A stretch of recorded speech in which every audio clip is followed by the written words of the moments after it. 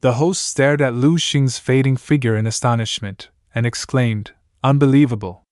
Raising his hand high, he laughed and shouted, "One punch! Again, just one punch!" Even against the prodigious Bang Long, whose life constitution was extraordinary, Lu Xing had ended the fight with a single strike. The host's image appeared magnified across the massive screens around the arena, and he couldn't hold back his excitement as he shouted, "Incredible! Not even 10 breaths have passed. You have to understand, Bang Long is a level 11 peak combatant.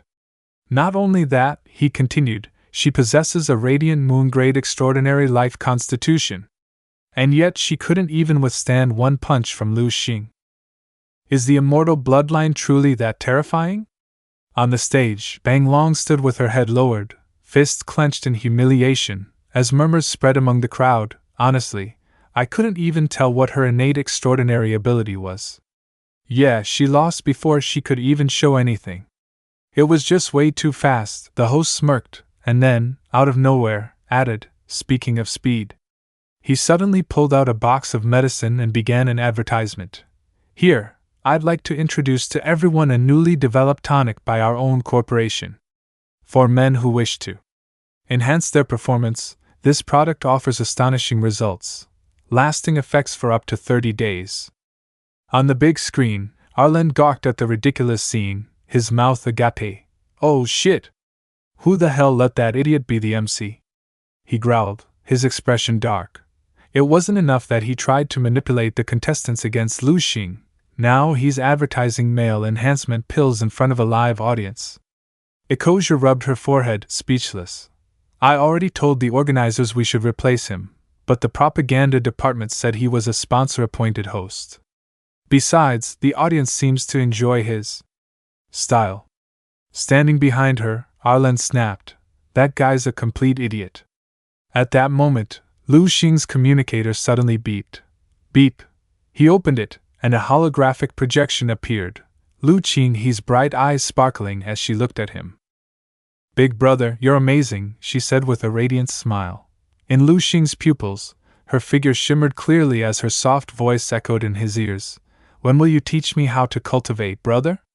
Lu Xing lowered his head slightly, the corner of his lips curling into a faint smile as he thought to himself, "I've always been a modest and polite person. But it seems that now, there's no choice but to keep showing off." With that thought, he lifted his head, smiling as he said softly, "Can't be helped. To put my family at ease, I guess I'll just have to keep crushing every opponent I meet." The next contestants, those scheduled to fight after Lu Xing, stepped onto the stage. One hailed from the Manhwa Star region, and the other from the Zeelan Star region, both renowned super genius fighters. Their battle raged on for over 10 hours, far more intense than the match between Lu Xing and Bang Long. The two hurled themselves at each other, unleashing every skill and ability they possessed in a desperate bid for victory. It was also the first time Lu Xing had witnessed, with his own eyes, a duel between high-level extraordinary beings. In the end, victory went to the Radiant Moon one-star prodigy from the Zeelan Star region. The entire arena platform of the small planet had been utterly demolished by the clash. The tournament organizers hurriedly dispatched teams to repair the damage. Aircraft swarmed in to restore the battleground, while the host, ever energetic, kept the audience's spirits blazing. The crowd roared in excitement, their enthusiasm erupting like a storm. Everyone agreed. This was the true caliber of the semifinals for a galaxy-spanning martial arts tournament involving 12 star regions. The previous fight between Lu Xing and Bang Long had ended too quickly. So quickly that many had even suspected it was staged. Sitting in the stands, Lu Xing watched the arena below and murmured to himself, "Observing others fight is rewarding too. Extraordinary constitutions truly possess life levels far beyond ordinary interstellar species. Their very biology and essence of existence are simply superior." He pictured two paper boats, floating on a calm, blue surface, one drifting slowly forward, while the other, touched lightly by a bar of soap, suddenly surged ahead with explosive speed. Gazing at his raised hand, Lu Xing mused silently. It seems the power systems between the stellar supreme physique and the solar divine domain constellations still stand at the top tier. At least within these 12-star regions, there's nothing stronger. This tournament is really a grand comparison of different power systems. What I thought would be a dull event has actually turned out to be quite fascinating. At that very moment, a girl appeared in the spectator area, her presence radiant and commanding. Sensing something unusual, Shing widened his eyes in surprise and turned to ask Arland, "Who is she?" Arland chuckled lightly and replied, "I was just about to introduce her to you." The girl's entire presence seemed to radiate a chilling aura. Arland watched her retreating back and continued, "That's Grey, from the polar flame blue demon clan of the Butterfly Star region.